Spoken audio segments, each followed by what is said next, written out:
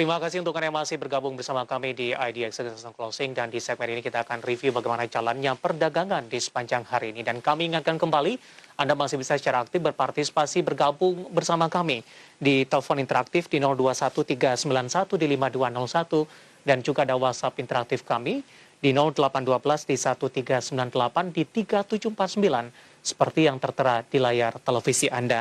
Saat ini kita sudah terhubung bersama dengan Bapak Arofandi yang merupakan pengamat pasar modal melalui saluran line telepon. Kita akan langsung sapa saja. Pak Arofandi, apa kabar Pak? Baik, terima kasih. Terima kasih juga Pak Arofandi sudah meluangkan waktu di IDX Channel. Hari ini indeks harga saham gabungan lebih cenderung tertekan Pak Arofandi. Tapi catatan baiknya adalah di penutupan sesi kedua, tekanan sudah mulai berkurang dan indeks harga saham gabungan masih mampu mempertahankan levelnya di atas 6 ribuan. Bagaimana analisis Anda pergerakan indeks harga saham gabungan Pak dari mulai pembukaan perdagangan hingga penutupan di sesi kedua hari ini yang lebih cenderung tertekan? Ya, kalau kita perhatikan indeks kita hampir sama juga dengan regional ya, artinya pergerakannya tidak terlalu jauh dan lebih banyak bergerak ke bawah. Kita perhatikan bahwasanya trading juga tidak terlalu banyak, value-nya nilainya di bawah 10 T kalau tidak salah, saya belum lihat ceknya. Cuman yang kita perhatikan adalah bahwasanya ini nampaknya market lagi menunggu, mungkin sama dengan bursa Asia atau bursa Eropa lagi. Jadi pergerakannya lebih sideways dan market lebih cenderung menahan diri untuk saat ini. Menunggu dalam hal ini Pak Arofandi, apakah hasil dari simposium Jackson Hole terkait juga dengan tapering of the Fed? Iya, seperti itu yang kalau kita perhatikan ya, karena kan dari beberapa hari atau mungkin dalam seminggu terakhir ini kan selalu terlalu banyak concern orang ke sana selain dari COVID-19 ya. Bahwasanya dalam 2 hari ke depan ini, Kamis sama Jumat, nanti di The Fed akan berkumpul di simposium Jackson Hole untuk pengumuman pengetatan likuiditas pasar ya, dengan kebijaksanaan moneter Amerika Serikat yang diprediksi akan diumumkan kalau di Indonesia mungkin jam 9 malam ya. Ya. Dan itu nampaknya akan berpengaruh besar ke Indonesia, ke Eropa, dan saat ini kita lihat pembukaan dari tadi sore ini udah mulai negatif dan pergerakan juga mulai melambat. Baik, tapi dari pandangan Anda bagaimana Anda melihat kebijakan dari The Fed ini? Apakah memang tapering off akan dilakukan pada akhir tahun ini Pak Arofandi? Banyak pihak juga yang mengatakan kondisi ini masih 50-50 begitu, mengingat pandemi COVID-19 di Amerika Serikat kembali mengalami peningkatan yang cukup signifikan yang nantinya akan mengganggu kepada progres pemulihan ekonomi di negara tersebut. Iya, The Fed ini kan akan berkumpul sebenarnya kan hanya membahas tentang pengetatan likuiditas pasar untuk pembeliannya ya. Namun yang lebih concern itu yaitu bosnya apakah akan ada tapering apa tidak, itu yang dilihat. Dan ini yang akan banyak berpengaruh dari di economic outlook yang akan diumumkan nanti ini.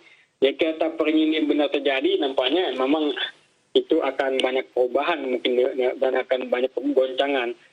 Namun kita masih optimis bahwasanya ini masih akan jauh, karena kita lihat juga banyak data-data ekonomi dan analis dari Amerika sendiri melihat bahwasanya ini bank sentral masih tidak akan terburu-buru untuk mengumumkan adanya tapering tersebut. Baik, apakah Anda juga sepakat karena beberapa perdagangan sebelumnya banyak juga mengatakan tapering off kalau memang terjadi dampaknya tidak akan signifikan seperti yang terjadi di 2013 yang lalu? Kalau bilang tidak signifikan ya susah juga ya, karena kan market kita saat ini kan pergerakannya banyak sekali pengaruh, lebih banyak juga dipengaruhi dari COVID gitu. Jadi kalau dibilang tidak signifikan ya bisa juga, namun dibilang signifikan juga tentu akan berpengaruh. Terutama kita tahu bahwasanya tapering ini akan banyak berpengaruh ke dolar, karena kan pengetatannya dolarnya diperkirakan dolar akan kembali lagi ke mereka. Jadi dana-dana yang ada di emerging market termasuk di Indonesia itu pasti akan ditarik kembali, dan ini jelas akan net sell akan terjadi di indeks kita. Kedua juga dolar ini berbanding balik dengan pergerakan emas, dan emas ini jelas akan terjungkal salah satu komoditi yang biasanya mempengaruhi saham kita. Jadi saya rasa pengaruhnya akan tetap ada walaupun mungkin tidak terlalu signifikan ya untuk indeks kita. Untuk esok hari jangka pendek, Pak Rofandi, kemana arah pergerakan indeks harga saham gabungan? Level Iya, 6.000 kalau masih kita akan terus perhati- bertahan tidak, Pak?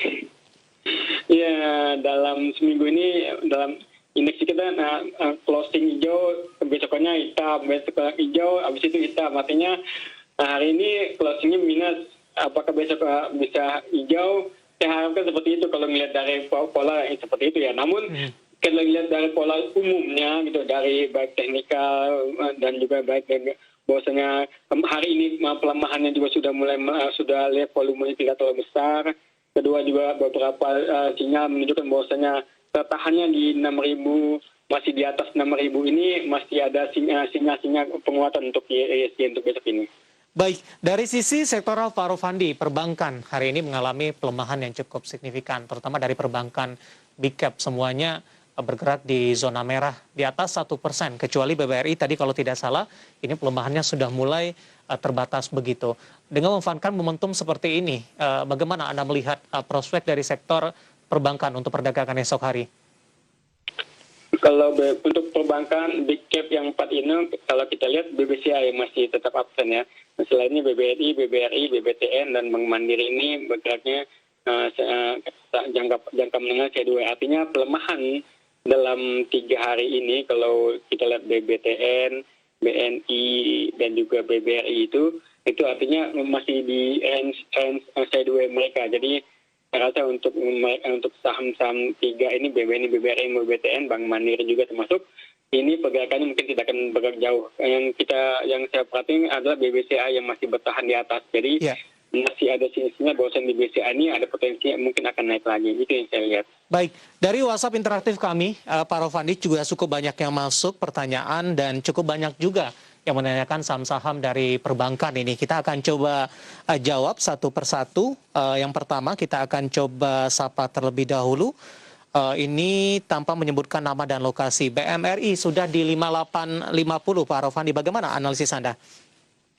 Seperti saya sebutkan tadi, bahwasanya perbankan terutama big cap yang seperti BBR ini, dia Bank Mandiri maksudnya ya. Bank Mandiri ini bergerak sideways dengan range semakin tipis, dan dia itu masih banyak bergerak di area support. Jadi untuk Bank Mandiri, dia program lebih pemainannya akan tidak terlalu jauh dari support resisten. Dan ini range yang tipis ini yang saya khawatirkan. Karena kan kalau main sideways untuk satu hari mungkin bisa tidak akan banyak. Maksudnya gini, jangka panjang ini untuk Bank Mandiri ini masih tidak ada opportunity ya untuk Bank Mandiri. Tapi kalau untuk pemain sideways dalam satu hari atau satu minggu, saya rasa masih bisa. Jadi buy di support, sell di resisten atau menekan resisten kembali sell, seperti itu. Jadi main tektok atau main sideways weekly. Oke, untuk BMRI seperti apa support dan resistennya Pak Rofandi? Hari ini di 5825. Iya, untuk Bank Mandiri dia support ada di bawah di 5650, selanjutnya di 5800, artinya satu lagi turun Bank Mandiri sampai ke area supportnya. Jadi kalau untuk besok Bank Mandiri seperti apakah ambil atau tidak, kita lihat. Kalau Bank Mandiri dia bisa bertahan di 5800, bisa buy on weakness ketika dia kembali naik, karena saya lihat besok ini mungkin akan ada konsolidasi untuk Bank Mandiri, dan jika dia bisa bertahan di atas 58, masih bisa kita koleksi dan dengan target ke 6.000. Baik, untuk BMRI dan sekaligus menjawab pertanyaan tanpa menyebutkan nama dan lokasi. Ke perbankan big cap lainnya, kita akan coba sapa, ada Bapak Hulman dari Lombok. Ini mau nanyakan BBRI, Pak. Sudah punya di 3880 ini. Analisis Anda untuk BBRI yang hari ini juga ikut tertekan di 3870. Iya, closingnya di bawah harga pembelian ya. Tapi hanya satu poin, tidak terlalu banyak. Namun kalau kita perhatikan BBRI, dia itu masih bisa bertahan. Trendnya untuk jangka pendek memang tipis, namun dia tetap bergerak uptrend. Saya lihat targetnya untuk BBRI ini bisa ke 4070, 4100. Perhatikan saja untuk area support untuk BBRI saatnya di 3800. Baik. Sementara untuk BBCA, rekomendasinya, Pak Rofandi? Ya, untuk BBCA ini saya lihat masih bergerak uptrend, dan kemarin ini memang dalam satu minggu terakhir ini bergeraknya sideways, namun terlihat bahwasanya ada sinyal dia akan jika berhasil menembus resisten di 33.200, dia akan menuju ke 34.000 untuk BBCA. Baik, analisis dan rekomendasi dari beberapa perbankan Big Cap dan menjawab pertanyaan dari beberapa WhatsApp interaktif yang sudah masuk. Menarik Pak Rofandi, kita akan jeda terlebih dahulu. Nanti kita juga akan lihat saham-saham pilihan apa saja yang Anda rekomendasikan. Pertanyaan kita akan ulas satu persatu nanti, jangan juga sambil menunggu partisipasi di telepon interaktif kami. Dan pemirsa, kami akan segera kembali usai jeda berikut ini.